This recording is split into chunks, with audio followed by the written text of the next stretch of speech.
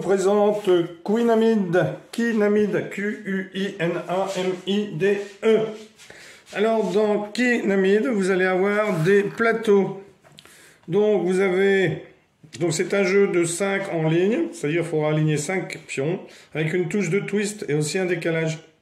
Il se joue sur une pile de 5 plateaux. Donc vous voyez, hop, on pose les plateaux au départ comme ceci, les uns sur les autres. Alors là, c'est pas très évident parce que c'est du carton. Je vous conseille, si le jeu vous plaît, suite au visionnage de la vidéo, eh bien de vous le procurer, d'essayer de le trouver, sinon de faire des plateaux en bois avec une scie cloche,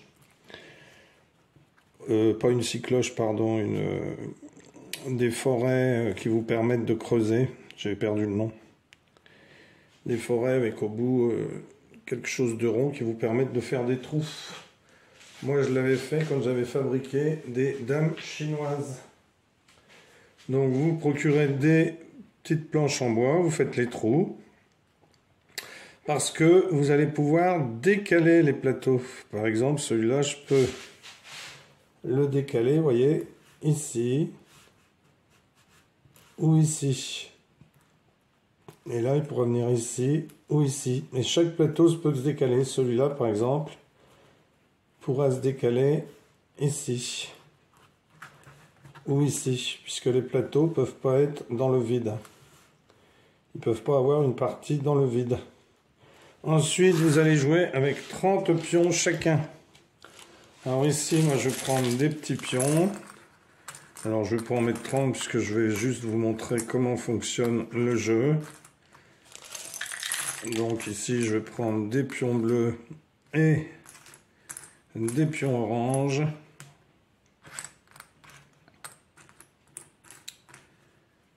Donc voilà. Et je vais vous montrer comment fonctionne ce jeu. Donc c'est vraiment un jeu très simple, mais visualiser les changements de géométrie peut être un casse-tête. Et oui, parce que parfois vous aurez des pions, par exemple, si je mets un pion bleu ici, et que au tour d'après mon adversaire bouge celui-ci, eh bien vous voyez qu'on ne voit plus le pion bleu, mais il faudra se souvenir qu'il y en a un. Car imaginons par exemple qu'on arrive à en mettre 4 comme ceci, et bien après il me suffira de décaler celui-ci pour que le cinquième apparaisse. Alors, les joueurs alternent en effectuant une action qui peut être n'importe laquelle. Des actions que je vais vous énumérer maintenant. Placer un jeton sur le plateau. Placer un jeton n'importe où sur le plateau dans une case vide. Faire glisser un tableau, et donc tous les tableaux situés au-dessus, d'un espace horizontal ou vertical. Ça veut dire que si je décide de déplacer celui-ci, eh bien les autres, ils ne se déplacent pas. Je déplace un plateau et les plateaux qui sont situés au-dessus. Alors le premier plateau ici, bien sûr, ne bougera pas, puisque lui, il n'y a pas de plateau plus grand en dessous. Donc ensuite, faire tourner une planche d'un quart de tour dans le sens des aiguilles d'une montre ou dans le sens inverse des aiguilles d'une montre. C'est-à-dire par exemple ici, j'aurai rouge et un bleu. Eh bien, imaginons qu'ici j'ai 1, 2, 3, 4 bleus et que ce soit à moi de jouer. Je suis bleu, je tourne d'un quart de tour, j'ai aligné mes 5 pions bleus, j'ai gagné. Le plateau déplacé lors du tour précédent ne peut pas être déplacé à nouveau. C'est-à-dire si je déplace ici, par exemple, hop, le joueur ne pourrait pas redéplacer dans le tour suivant. Et il y a la règle du tarte ou du pie, c'est-à-dire que lors du premier coup du deuxième joueur, il ne peut pas déplacer le plateau et peut choisir d'échanger les couleurs au lieu de faire un jeu normal.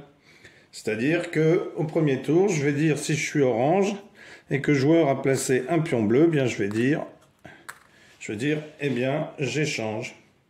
C'est-à-dire que je deviens le bleu, donc ce sera à l'autre joueur de rejouer une fois, mais cette fois-ci avec les pions orange.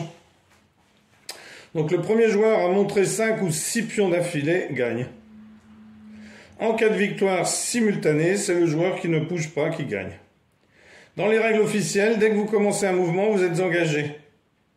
C'est-à-dire que dès que vous avez commencé un mouvement, si vous avez commencé à tourner, eh bien vous êtes obligé de finir. Donc réfléchissez bien au coup que vous allez faire avant. Voilà, c'est aussi simple que cela. Si tant est que cela soit simple. Alors, imaginons par exemple qu'on ait ici la situation suivante. On a 2 oranges, ici 2 bleus. Alors, il faut bien que je les tienne, parce que moi, c'est pas le jeu de base. Donc, c'est un jeu que je vous montre, auquel je ne jouerai peut-être pas, parce que il est vraiment pas évident quand on n'a pas la version.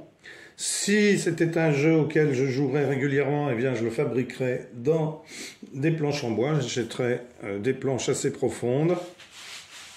Et puis, je vais vous montrer avec le jeu de dames chinoises que je possède. Donc, j'avais acheté, vous voyez, du bois assez épais. Et puis, j'avais fait des trous. Ben là, vous pouvez faire pareil. Acheter du bois comme ceci et faire des trous. Alors, vous n'avez pas besoin de faire des trous partout, puisque au milieu, en dessous, ça ne sert à rien qu'il y en ait pour la deuxième plaque, et pour les autres non plus.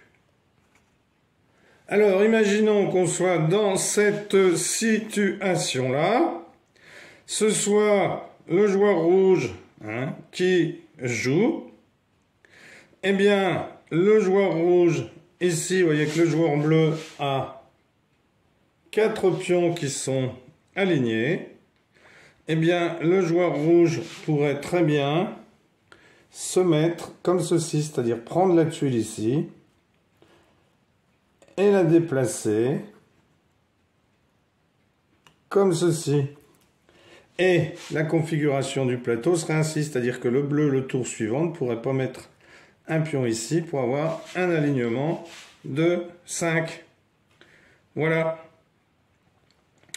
Alors, je vais vous donner quelques types de stratégies. Couvrir plusieurs pièces de votre adversaire le plus tôt possible. C'est-à-dire que si, par exemple, on peut recouvrir des pièces de l'adversaire. Par exemple, ici, si je bouge les 2 plateaux ici, eh bien, la pièce orange disparaît. Alors, il faudra juste se souvenir, pour le joueur orange, qu'il y a un pion ici. Essayez de grouper les jetons par 2 ou 3 pour qu'ils puissent être joints par la suite ensemble. Quand vous jouez, rappelez-vous seulement de penser à l'avance pour votre propre jeu, mais contre votre adversaire, et créer des rangées dans 2 directions différentes pour créer la confusion et une mauvaise interprétation de votre jeu. C'est-à-dire que l'autre, eh bien, si vous faites ça, il va avoir du mal à se remémorer où est-ce que vous avez mis vos pions. Un jeu très intéressant, je pense que je vais le faire d'ailleurs en bois pour pouvoir y jouer. Alors, les règles possibles. Le premier joueur ne peut pas placer un jeton sur la plus petite planche du premier tour. Au premier tour. Petit A. Petit B. Les joueurs peuvent seulement placer un simple jeton chacun sur la petite planche durant le jeu. Ça, c'est des variantes. Etc. Etc. Voilà. Eh bien, écoutez, n'hésitez pas à essayer. Si vous en avez fabriqué un, avec des planches, eh bien, n'hésitez pas à envoyer des photos à l'adresse email suivante. C'est toujours intéressant. Et à bientôt pour une nouvelle vidéo. Alors, peut-être que je vais le faire et que je ferai une vidéo pour montrer comment le fabriquer. Sinon, eh bien, si vous l'avez trouvé, tant mieux. Je ne sais pas si c'est un jeu que l'on trouve. Je n'ai pas encore fait de recherche. Voilà. En tout cas, merci pour avoir suivi cette vidéo. Et à bientôt pour une nouvelle vidéo. Au revoir.